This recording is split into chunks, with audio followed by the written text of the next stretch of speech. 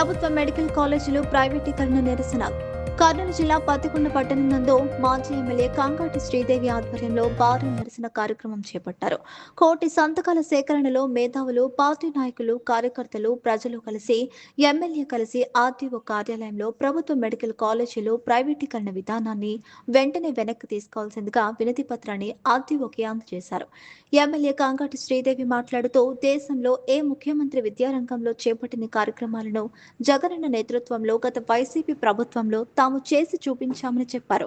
ఒకేసారి 17 మెడికల్ కాలేజీల నిర్మాణాన్ని చేపట్టిన ఘనత అప్పట్లో ఆంధ్రప్రదేశ్కే దక్కిందని ఎమ్మెల్యే కాంగాటి శ్రీదేవి తెలియజేయడం జరిగింది.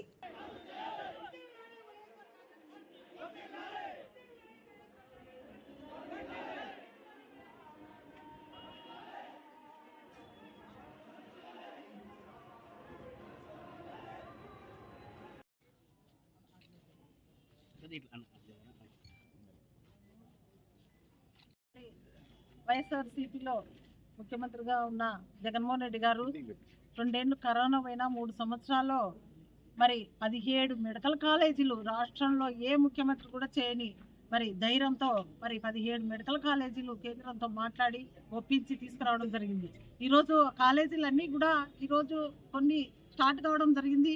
ఇలా ఒక 10 మెడికల్ కాలేజీలు దాదాపు కూడా 10 ఒక 5 కోట్లు పెడితే 5,000 కోట్లతో పూర్తి చేసే విధానంతో ఈరోజు మిగిలింది.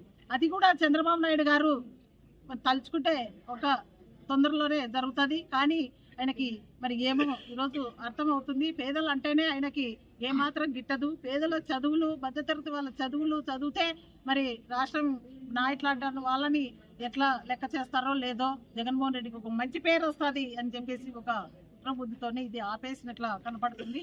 ఈరోజు వల్ల ప్రతి ఒక్క విద్యార్థి ఎక్కువ మార్కులు తెచ్చుకుంటేనే ఈరోజు అవుతుంది. మొన్న చూస్తే తెలంగాణలో 300 మార్కులు వచ్చినా కూడా వాళ్ళకి ఫ్రీ సీట్లు కూడా రావడం జరుగుతుంది. మరి మనం గమనించాలి, ప్రతి ఒక్కరు కూడా పేదవాళ్ళ కళ నెరవేరాలంటే ఈరోజు మన అవన్నీ కూడా గమనించే జగనన్న ఈరోజు ప్రతి వాళ్ళు కూడా చదవాలి, ప్రతి వాళ్ళు కూడా ఉన్నతంగా ఎదగాలి, ప్రతి పేదవాడి ఇంట్లో డాక్టర్ కావాలి, ఇంజనీర్ కావాలని చెప్పేసి ఈ మెడికల్ కాలేజీలు మరి వస్తే చాలా మంది 5,000 మెడిసిన్ సీట్లు ఫ్రీగా వస్తాయని చెప్పేసి ఈరోజు ఈ విధానాన్ని తీసుకురావడం జరిగింది.